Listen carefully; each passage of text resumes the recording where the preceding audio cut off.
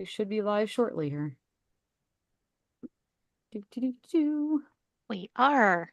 Yeah, like an impromptu live before the other live. There we are. Okay. Yep, we Okay. are in. All right, I will close this. So today is I gotta start off by saying happy birthday to Christian. Happy birthday. Thanks. He got a birthday CME that we're gonna be talking about, Birthday Flare and CME. and then our main event at 8 p.m. with the Linker team, which is gonna be awesome. So can't wait for Yeah, that. looking forward to that quite a bit. But we wanted to get on here really quick to discuss this X Flare that happened yesterday. I think it was technically yesterday. Was it before midnight? It No, was just peaking before midnight. It was like yeah. 3:50 Yeah, so it was fairly UT. recent, but it looked like it might have had an Earth directed component, but as we get into the models here, you'll see that it's looking like most are agreeing that this is gonna miss, but we'll go into that. So I'll hand it over to Christian because he's got all the Helio viewer stuff because it is a very pretty eruption. Absolutely pretty, especially being on the East Limb, which doesn't really mean much in terms of CMEs for us usually, but it does mean plenty for us in terms of being able to see actually the eruption and the dynamics behind it. So going just to 171, and we'll check the loops out from there. Actually, you can see most of the details out here as well. That's what I like about it. Oh no, but I have to run it now a minute earlier. No, The base difference timing for some reason gets off sometimes, so then it'll start off while it's already perturbed for whatever reason. it's all good. Oh, it's still not All loaded on good. there.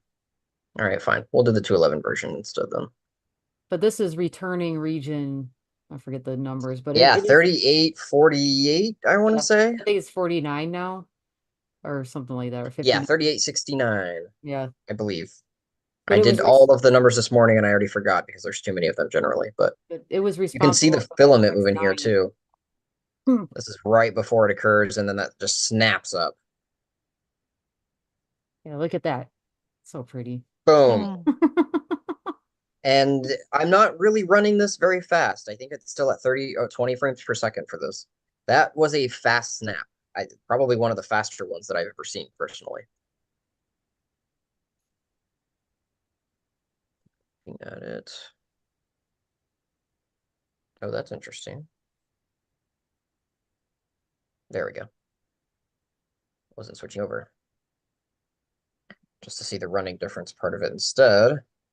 Oh yeah. Oh, And nice little shockwave going up and down from there. Very quick to see, but you can see it pushing the corona out of the way. Actually, that's pretty cool when you do it in the running. Uh-huh. The top and the bottom there. So you get just better views generally of this. And then zooming out all the way, looking at Glasgow, it still was an asymmetric full halo. I still would be surprised if we didn't get a shock. Because oh man, yeah, Full look at outline mm. here as well. But of course, it's more eastern as well. So southeastern. So, I mean, well, I'll let Tanya do the models, but, at least according to imagery on its own, it looks pretty much like a full halo, yeah, but very asymmetric to the southeast. that's why And everybody got excited. yes, which is always fair. I mean, full halo, is step one. Does it look like it could be coming towards Earth? Well, now wait for modeling and see what else happens from there. And then we'll do 311, 4, and 211 button standard.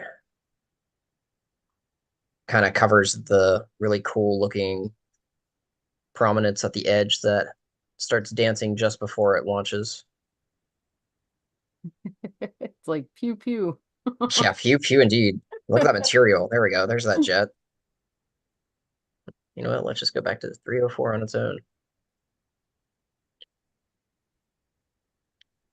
Quite the beauty. And it clearly looks like that's a messed up entangled region, so I can't say I'm too terribly surprised. I haven't really seen enough of the group yet to really be able to determine too much as to like how it's looking. Clearly, it looks almost more complex than its last rotation so far. I'm going to assume this region down here is where all of the activity is coming from. Since I didn't seem to load the magnetogram info at the same time. Hi, Vincent and Justin. Oh On that hey, note, our friends. Yeah, there's still too much of a lemming effect. It's pretty hard to tell what's what polarity over here. Hmm. Let's go all the Yeah. way down east. What do you But think in my another? assumption is it's going to take place mostly in this region. It's possible, actually. That looks more possible than not. There's definitely some of the positive penumbra over here. So it might also be in here. But my guess would be this region's the complex area. But again, it's just too close to the lens to see. And that's what I've got for this. I want to Oof. move on to the next thing. So we should get a better view on it probably in what, another day? Another 2 days or so. Yeah. Yeah. And I should be able to at least see its full configuration see without what any we're issues. working with. Well, clearly it wants to give us another show. It just decided to blow its top a little too soon. Yeah, that's all right. Whatever. All All right. right. Well, we can talk models now. Oh yeah, the fabulous models. Let's actually start with M2M. So NASA usually runs it a lot faster than everybody. And they did model, they had several runs. So they usually put two out. One is for bulk, which is what we're getting, if we're getting it. The second one is for shock. So shock is always for solar energetic particles. It's not coming to us as CME itself. It might arrive as protons, but we don't really care about that part as Not for aurora Aurora. chasers. But for anything that's hanging out in orbit, that's going to be a significant threat. So they do model it too.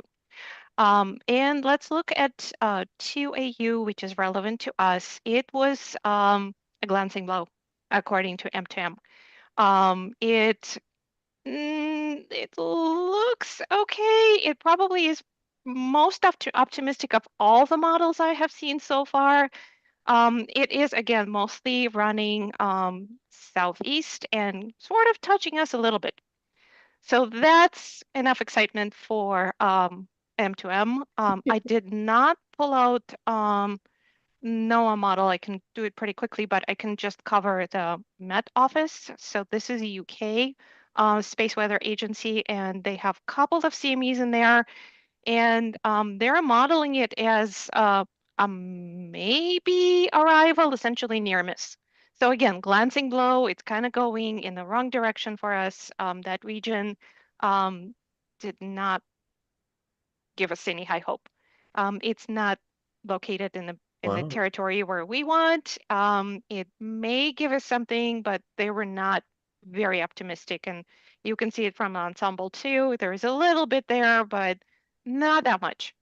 This There looks is to a be the high most speed. pessimistic model of them all so far. Well, maybe not. There is There's an there even is more pessimistic there's one. even more pessimistic model out there. Yikes.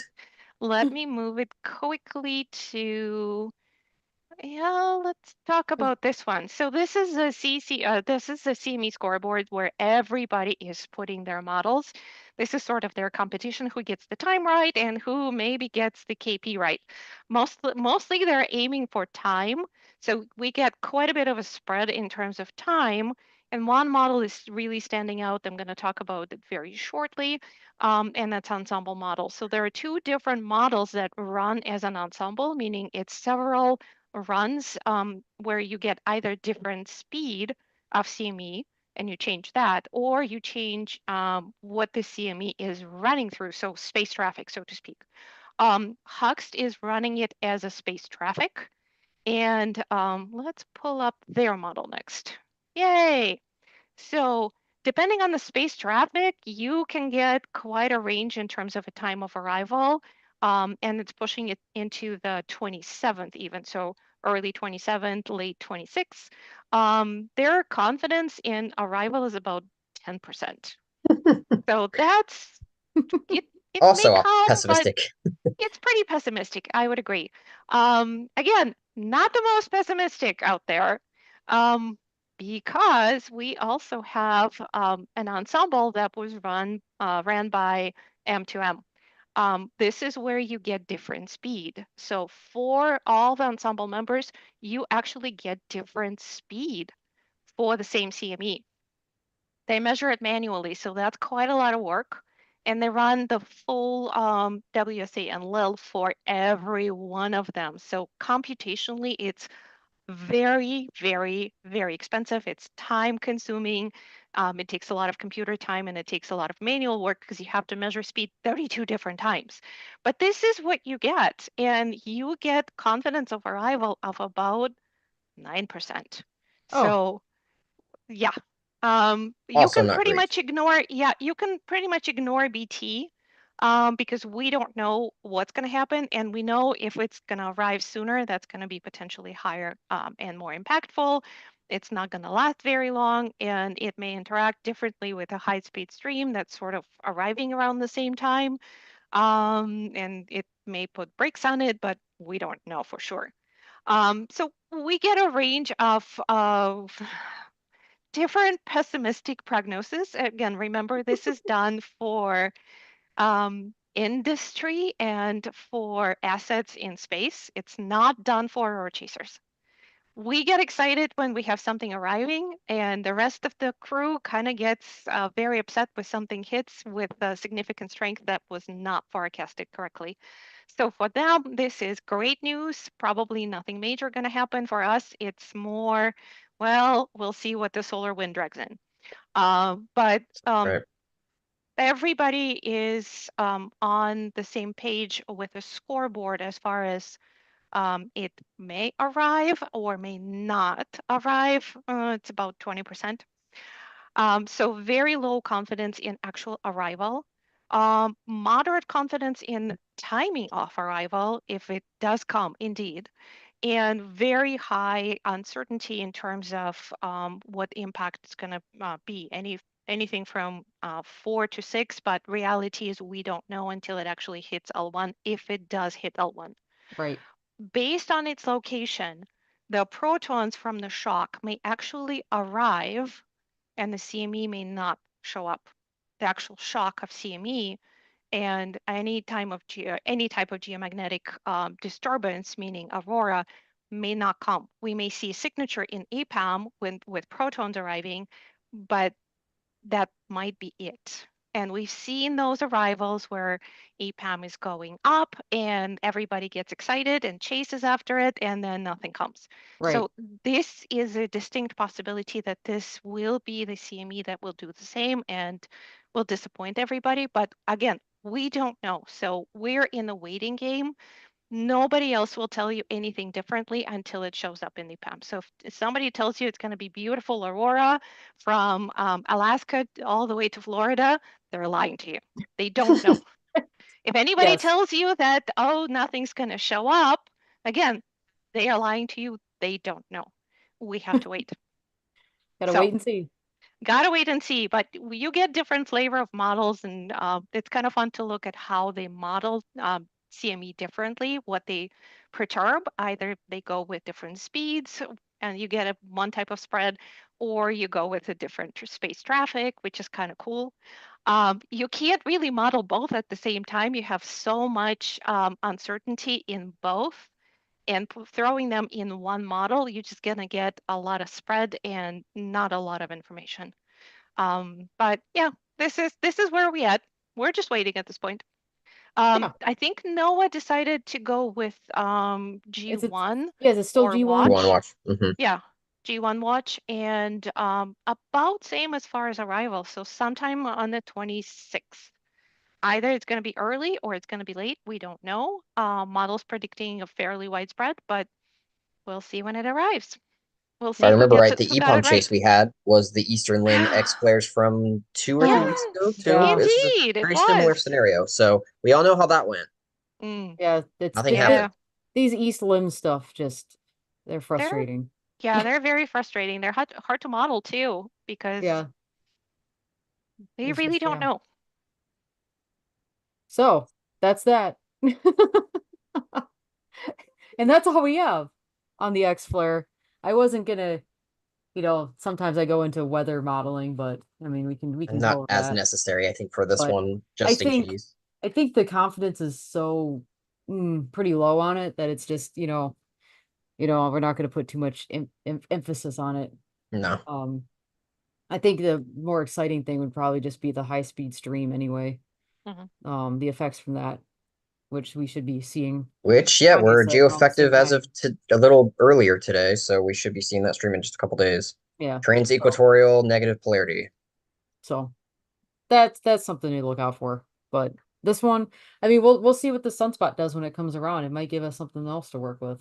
It doesn't. It seems to be feisty. Feisty. We need a different CME. This Mhm. one is. Yeah, Yeah. this one's Yep. pretty This much one, yeah. everything but Oh, done. yeah. This one is for Solar Orbiter and Parker Solar Probe because they are in the right position to actually see it. So, yeah, we may see something there, but the Solar Orbiter still is not in the position to be a forecasting spacecraft for us if it's within about 15 degrees of Earth, of the Sun-Earth line. It is lined up better. Still, we can't really use it at this point. We will be able to say that, hey, it's there, Yeah. but Like that's there about it it. is. Yeah, Ta-da. there it goes. And we might see something in solar orbiter magnetometers as early as probably tomorrow. And that should be fun to see, just to see what, because I mean, it's a cool looking CME, so it'd be cool to see what kind of power is behind it. So it'll be a fun thing to watch. Yeah, and things look very different when they're so close to sun. Solar orbiter is Mhm. very close to sun at this point, so it's gonna look It'll a look, lot stronger than yeah, if it arrives to us, and that might be disappointing. fun times. All Hmm. right, well, we can call it on this one because we have to go regroup for our main event that's coming up at 8 p.m., which will be a really fun topic. We're going to talk about the solar max and how it's, part of a phase, not like a single type event. So this will be really, really exciting. Yay! Hail cycle. Yeah. Yay! So we'll let you all go for now. We wanted to cover this because it's, the talk of space weather right now. Because anytime you get an X flare, even if it's, looking somewhat promising, it's always good to talk about. So here we are. Honestly, it's enough uncertainty that I'm probably gonna make another post and down talk the previous one I made of, oh, maybe a side glance, because yeah, it doesn't look like it. Yeah, it seems like So they're yeah. all in agreement. So anyway, we'll let you go. We'll see you in an hour or so.